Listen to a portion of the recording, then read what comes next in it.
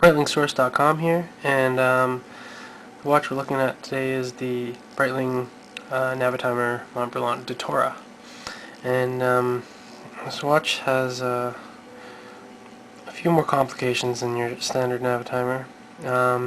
It's got a full calendar and a 24-hour hand there, as you can see.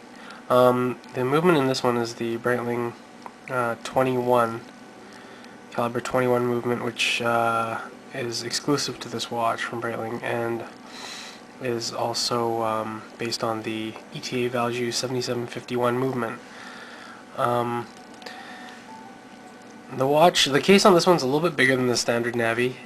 This one is 43 millimeters in diameter and about 14 millimeters thick. As you can see, there's a pusher there to adjust the day of the week, so the Sunday there. No screw down crown, as with most Navis, so you can wind it this way. And the chronograph is exactly the same as the Value 7750. So push to start.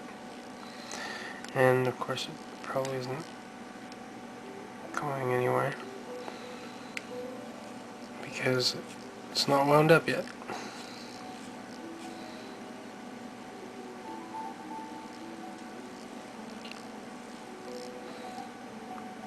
Alright, let's go.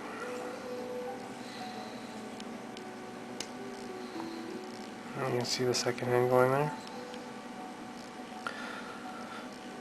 One interesting thing about this Navitimer is it doesn't have the signature B at the end of the second hand, which is uncommon. Typically most of the Breitling models have it that are not part of the Aeromarine line. So it's sort of an anomaly. And it has the standard slide rule bezel that all Navitimers have. Reset that.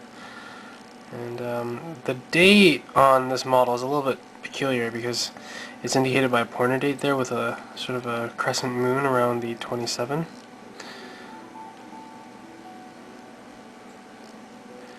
And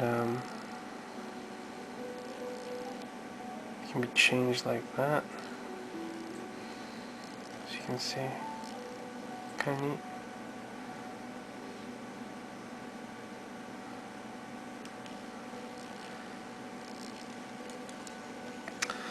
The watch sits on my wrist pretty good. I like the size.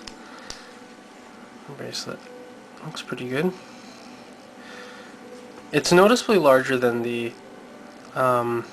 standard Navitimer Olympus, and all those at 41.5. Even though it's only 1.5 millimeters bigger, it is.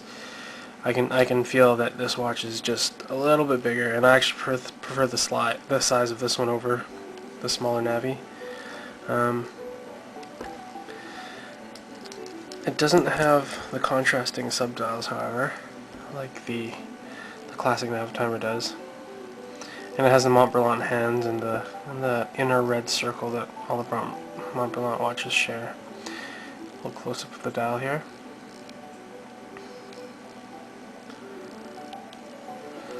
The case back's also different on this model than all the other Breitlings.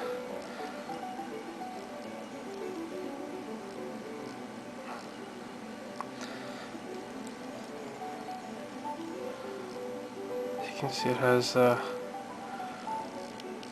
time zone adjustments. One thing about this watch that's a little bit annoying is to adjust to adjust the month. You have to actually cycle through all the dates, like all 30 of them, and it changes the month once. But the day counter does move really quickly, the pointer, so it's not that difficult. But if the date's in February and you need to go to January, you gotta turn all the way around the year. So, but yeah, I think a lot of like nice little touches, like the two hands on the 9 o'clock subdial there, one for seconds and one for the 24 hours, so you know that this is right now at 2 a.m. in the morning as opposed to 2 a.m. in the afternoon because of the 24-hour dial right there. The dial is really beautifully done.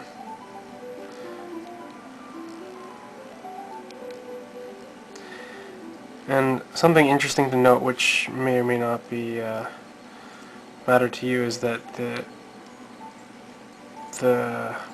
sort of the grip on the slide rule bezel here is different between all the different Navitimers, between some of the Mont Berlans and the regular Navitimers.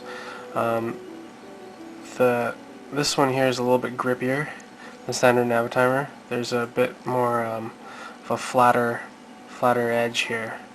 So just some small differences between the models. Nothing that you'd probably really matter too much if you actually bought it, but interesting to note. So I hope you enjoyed the review, and have a good one.